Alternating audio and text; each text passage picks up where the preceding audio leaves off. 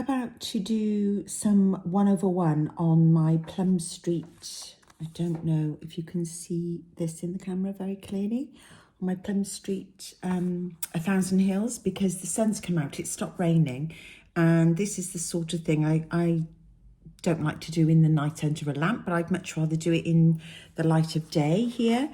So I'm going to make the most of it and have a go at the next line. And I thought it might be nice if I video it and show you how I do it. Because according to Jean Farish, years and years ago, I think it was Flosstube 16, she described different types of cross stitch. There's the Danish method, which is doing like half the leg and then coming back to complete the cross. There's the English method, which is a full cross, but going from top to bottom.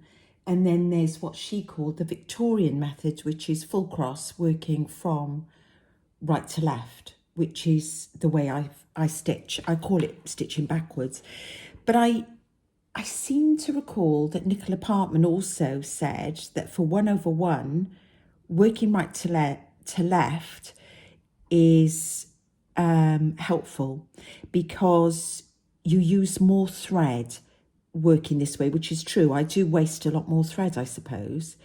But you've got more strength on the back, more support for the stitch. Because I don't know if you've ever found this, that 1/1 sometimes just disappears. And if you use this method from right to left, your stitches don't disappear between the threads of the linen. So I thought it's easier sometimes just to show it. So I've done the pin stitch and got started, and I got my first cross here. I don't use a hoop because if you use a hoop,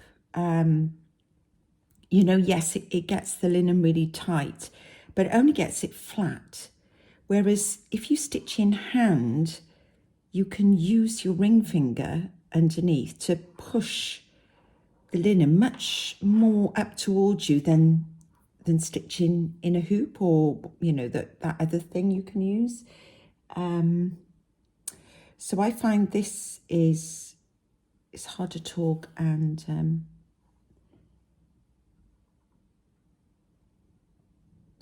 struggling to talk and follow the chart, so I do apologise. I'll just witter on every now and again. Yes, I'm following the chart here. I hope you can see this. Please don't look at the back, because this is one of my earlier whips, so it's not pretty on the back.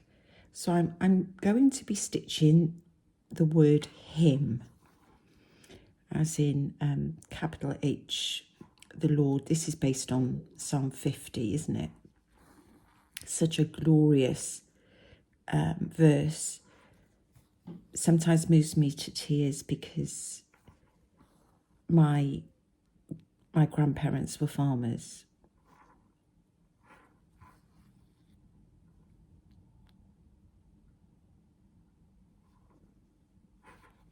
So I'm stitching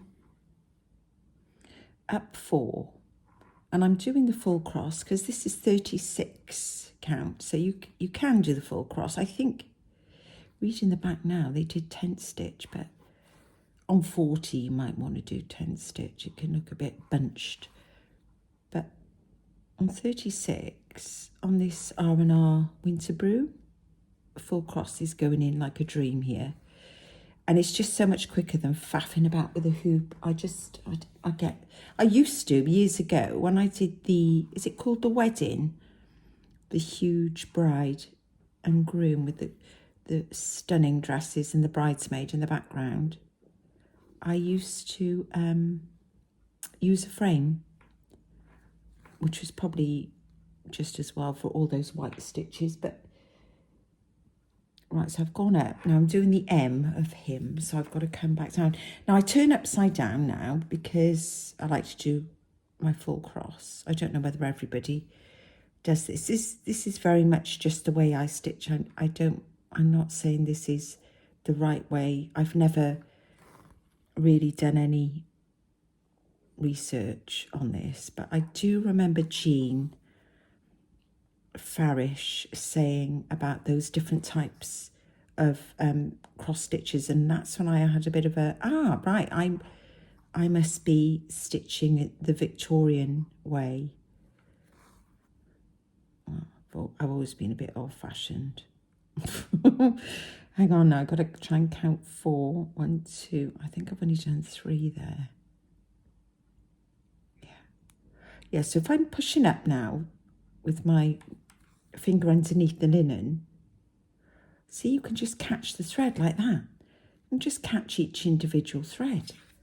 It's pretty cool, right? So I'm going to have one on the bottom here. It's just a bit quicker as well, isn't it? I mean, this isn't going to go in a museum. And let's be honest, you know, when I'm dead and gone, where's this going to be? In landfill, probably. At best, in a charity shop. You know, I'm going to get it on my walls for maybe a couple of years. Oh, hang on now. I've forgotten to do the end of the M over here, so I'll go back.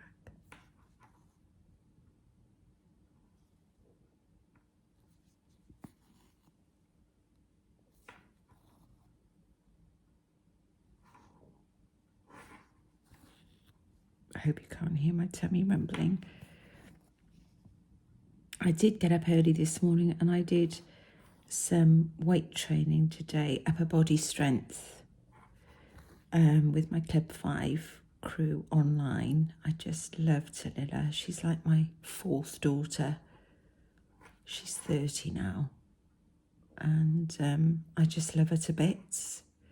So I don't do it every day. I wish I did, but I just can't be bothered to do it every day. But I do it a couple of times a week. I do it every Monday religiously.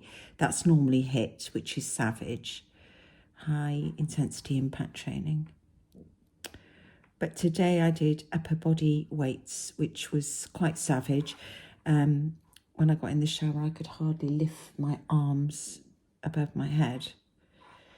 And then I came down and I put the slow cooker on. So that took me until 11 o'clock. So now I feel like I just need to really get going on this while the light is good. Because before you know it, it'll be dark.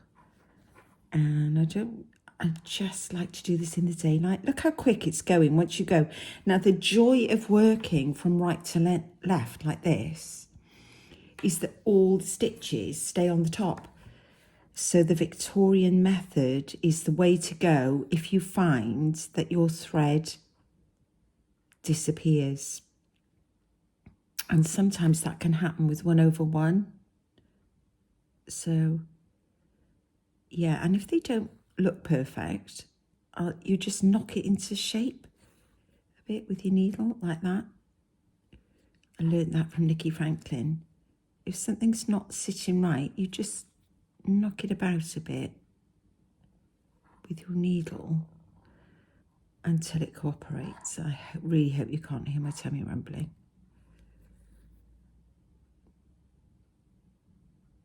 Yeah, so I'll just finish this eye off.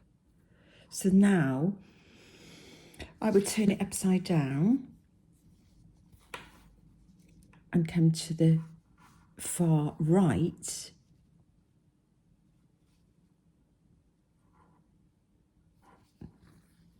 Catch that down. And then you're moving backwards again, if you know what I mean. You're moving from the right all the time. Up and down is fine, but always right to left if you don't want to lose the little thread under the weave. And now I'm going to come across for the H, sorry. Is it H, not with a H? And then it's 4 up. So you can see this is sort of quite quick. So I don't know why I say that 1/1, you know, why I kind of make a big deal out of it, because Really, you just need really good light. I have learnt the hard way, mind, how important it is to be working backwards or Victorian way, because years ago I tried to do the Stacey Nash. It's still in my whip pile and I will finish it, but it was 1/1. It was Harriet, I've forgotten the surname. I think it was it was a pillow. And if you just try to work from left to right, the stitches just all sort of disappear under the weave.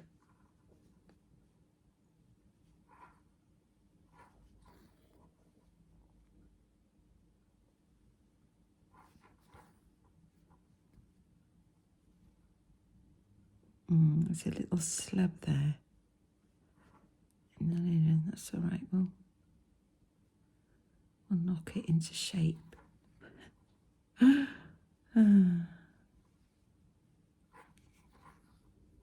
I'm looking forward to beef slow cook tonight. It's smelling amazing already. It'll be cooked on slow for 7 hours, and my dad's coming down because I like to feed him up. Oh, we only want 3 going up there, so I stop here now. And I go, oh, I forgot to put the dot on the eye.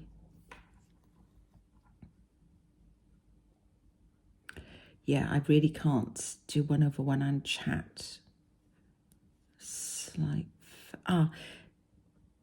Yeah, I'm going the wrong way now. I'm working from left to right, so that's going to disappear under the thread. Unless I nudge it with the needle, that would have disappeared, and this might as well. So this is just going to be here, top of the eye.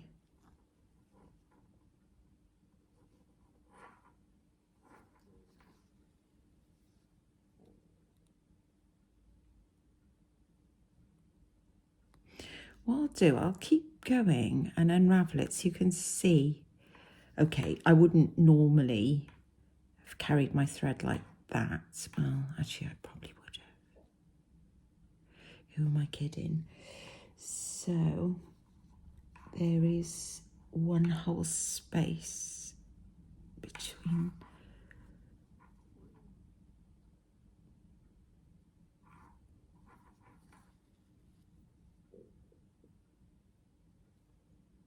Oh, it's so lovely when the sun's trying to come out now and it's stopped raining. It's been so wet.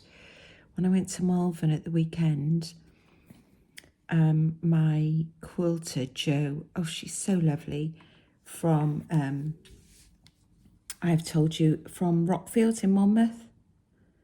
They had to get their pump going at 3 o'clock in the morning to pump out the flood water. It's just, I can't imagine all these natural disasters. You just got to pinch yourself every day and remind ourselves how grateful, thankful, blessed, fortunate, all of it, all the above. 3 down, 1 out to the side.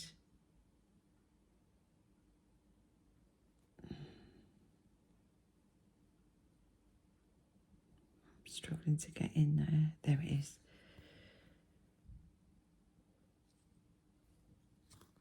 And then there's 4 in the middle, so I'm going to do those now to get across on the H. Oops. 1.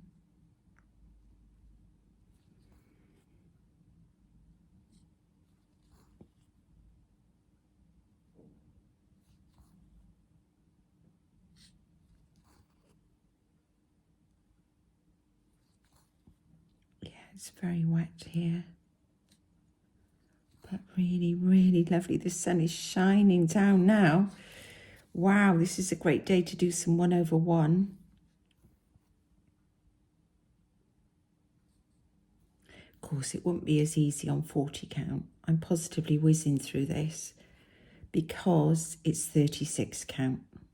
And I don't know about you, if you stitch in hands and you use your ring finger to push the linen up. I'm sure I heard about this as well from Stitching with the Housewives. You know, Chelsea, she's the same as me. We've permanently got, I'll show you the state of my skin where I'm constantly pushing a needle. Yeah, you know, years ago, seamstresses used to have gaps in their teeth where they keep all their pins. It was a very common thing for dentists. Sorry, a bit of fray and hickory sticks there. Yeah, they'd have gaps in their teeth. And there we are, that's him. Rather beautiful, I think. And this is what I did earlier and thought, wow, isn't that just so fabulous? I just love 1/1. It's a lot of fun and it can be done in hand if it's a reasonable linen like this, why not? And it just makes everything else look very big and clunky.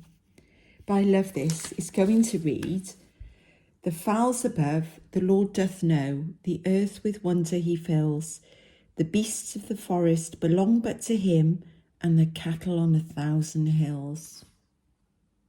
So precious. Anyway, I hope that might be helpful for anybody that's not tackled 1/1 before. I know I've got a lot of new stitchers following me on Flosstube now. So yeah, and the little birds will be in 1/1 as well. The ones on the backs of the cattle. In fact, all these tiny birds are 1/1 in hickory sticks. So yeah, let's see how far I get. Okay, thanks guys. Bye.